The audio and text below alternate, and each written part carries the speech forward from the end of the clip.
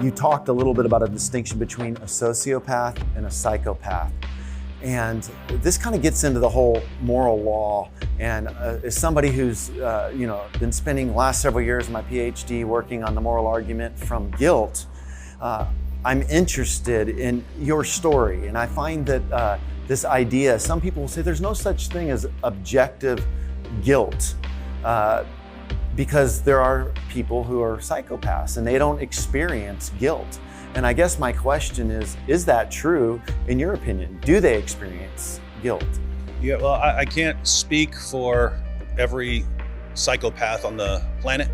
Sure. But according to the diagnosis, it's generally viewed that psychopaths do not experience guilt or remorse. I can say right now that whatever you are feeling when you feel bad for something that you have done, I've never felt it in my entire life. Not with anything, not with attacking my dad with a hammer. Even to this day, even after becoming a Christian, there's just no whatever you feel. And so, I would, in my own experience, that's true.